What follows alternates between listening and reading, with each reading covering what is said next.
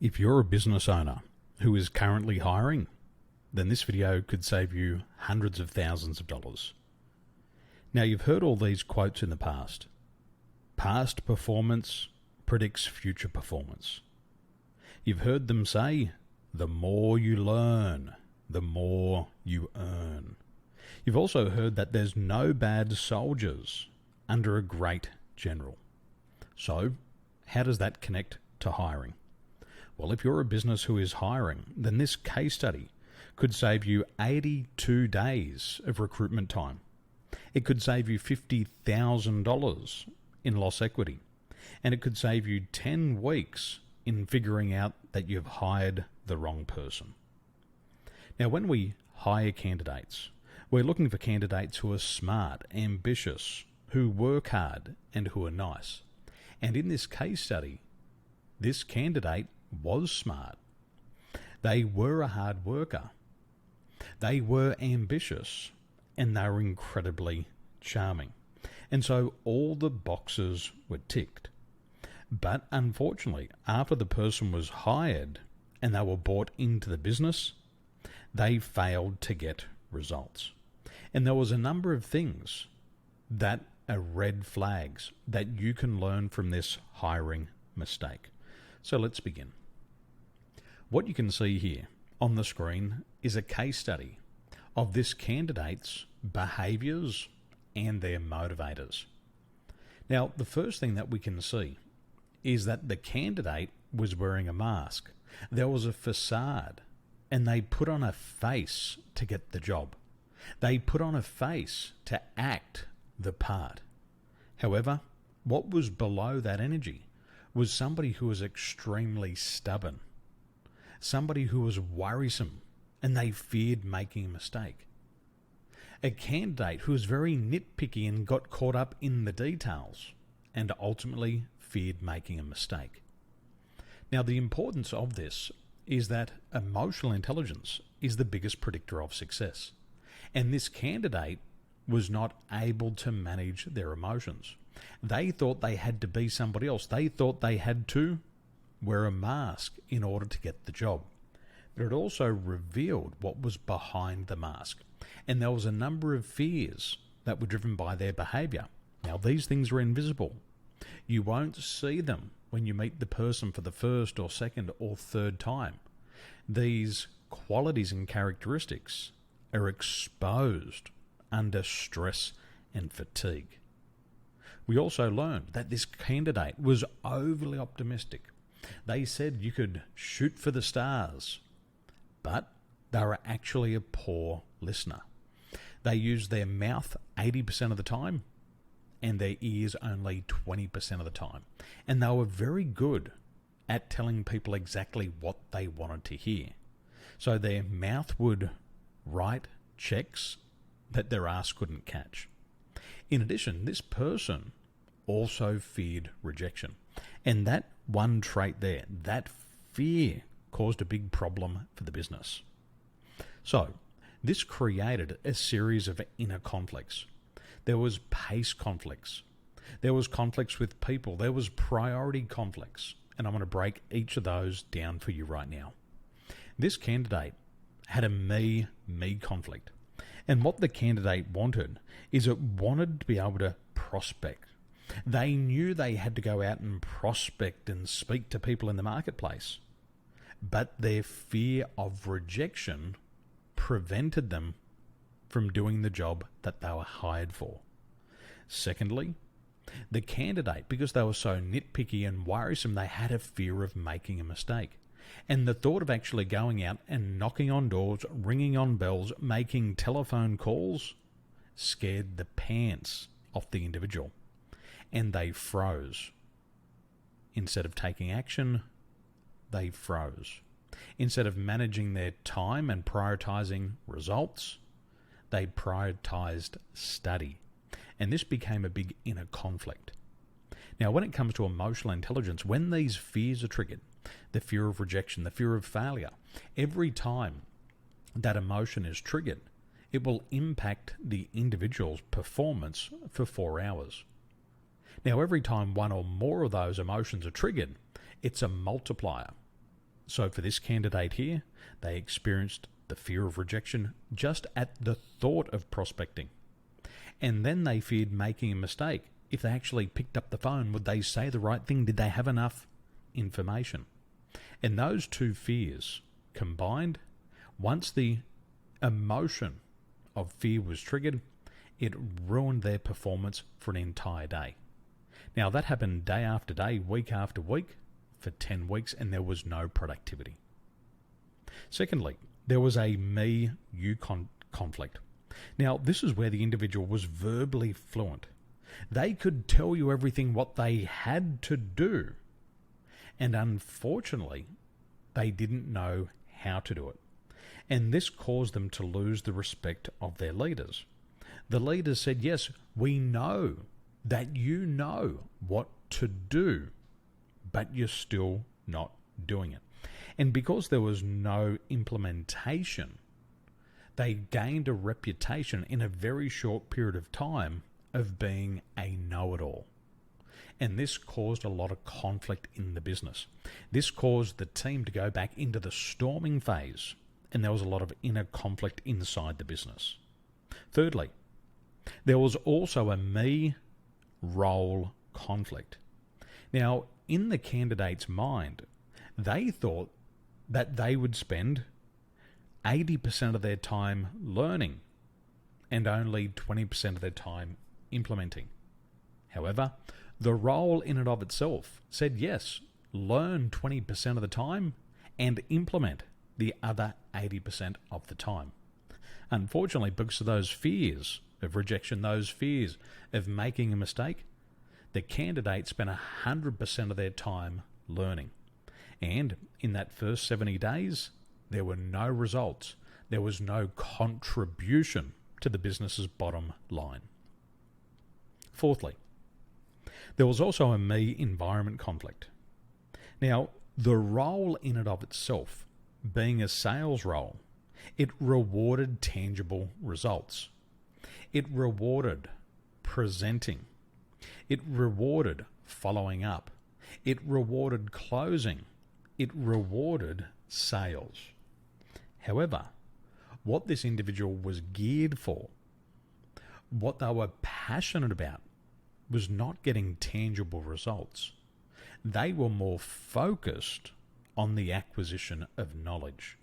And this was the downfall of this person in the role. It was also a significant hiring mistake by the leaders in the business. So these are the things that you can start to look out for.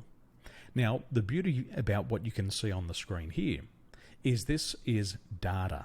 This is scientific evidence on human psychology. And you can actually predict people's behaviors before you even let them step 1 foot inside of your door.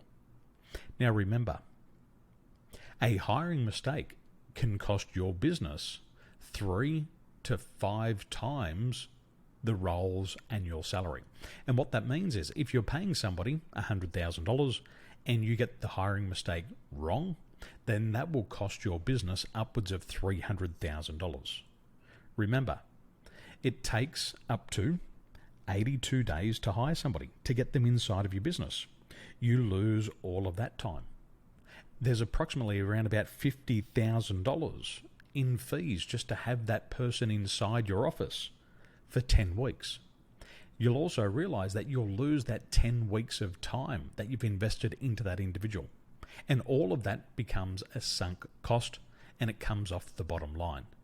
And when you fire that person or de-hire them or they walk out the door, all of those are sunk costs. You can't get the time back. You can't get the investment back. It's all a loss, and you've got to start again. So using science in your hiring process, you can eliminate these mistakes by up to 93%. So let's continue. There was also other major conflicts here for the individual. Now, when it comes to success in a role, the biggest predictor of success is not the individual's behaviors. It's actually what motivates them. See, there's 3 types of motivation. There's biological motivation, there's extrinsic motivation, and there's also intrinsic motivation. And when you hire for a role and the role nurtures that intrinsic motivation, then you personally as the leader will never have to motivate that individual. The motivation will come from within. And as a good leader, you only have to remove the demotivators from the environment. Now, there's a couple of major mistakes here that these leaders made in the hiring process. First of all, they hired somebody whose major driving force in life was the acquisition of knowledge. Now, as I mentioned before, you've heard it before, the more you learn, the more you earn. But that's a lot of bullshit. In the business world, that doesn't translate to dollars in the bank account. You can read all the books, you can go to all the courses, but if you fail to take action, then there is no tangible result. So the old saying, the more you learn, the more you earn, is bullshit in business. So this candidate was driven by the acquisition of knowledge.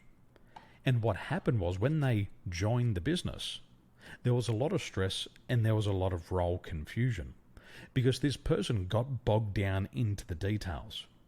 They were really quick to learn, but they were too slow to act. And when somebody has a very high theoretical motivator, they will spend all of their time, they'll put all their energy into learning. And until they've learned absolutely everything that there is to be learned about the role and the company and the environment and the people, only then will they act. But that was another conflict for the role. The role required about a total of 20 hours of learning, and that would have been sufficient for a few quick wins on the board, and everything else would have been learned along the way. However, that first 10 weeks, this person spent 5 days a week, 8 hours a day, learning, and they failed to take action. Now, the big problem here is this person was actually mismanaged. And why I say that is there was no learning plan. The business operators, the business owners, didn't specify exactly what needed to be learned. So this person with a theoretical motivator went down the rabbit hole, and they were learning, and they didn't know when to stop. In addition, there was no developmental goals. This person was under the assumption that they would have to learn everything, and in their model of the world, they were right. But it was a major mistake. And we say it's a major mistake because 88% of new recruits in any business complain about the onboarding process. And they're upset because they're not given a learning plan and they're not given a development path, which leads ultimately to a bad hire.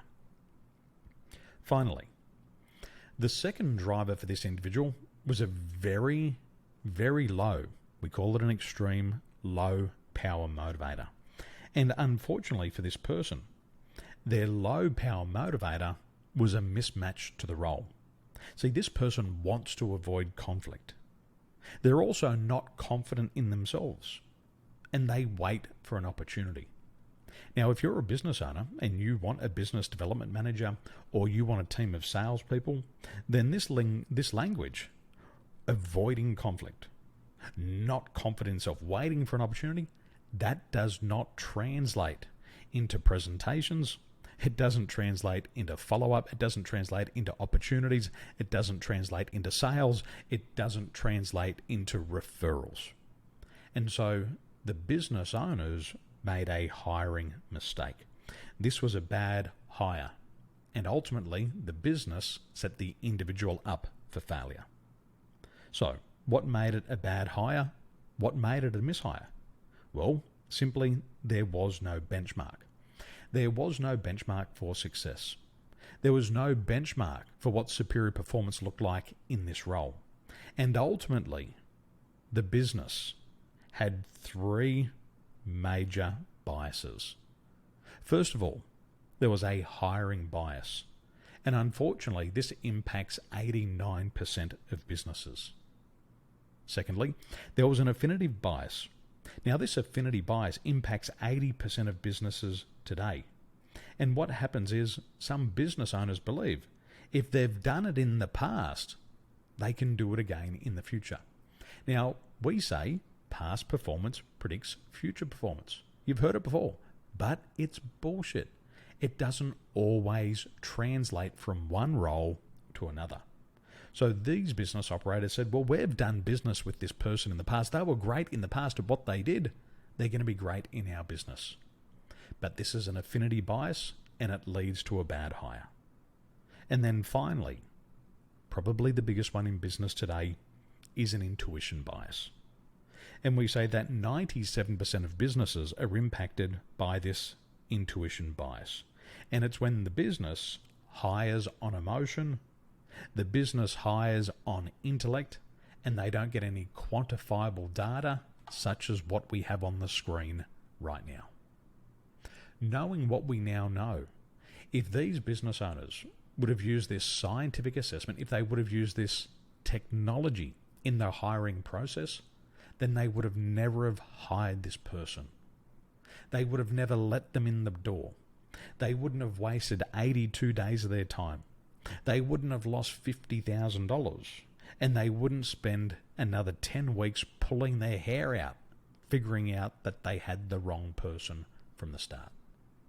So if you're in business and you want to avoid a hiring mistake and you'd like to learn how to do it, then make sure you click the video at the end of this video and learn more about the higher sense process.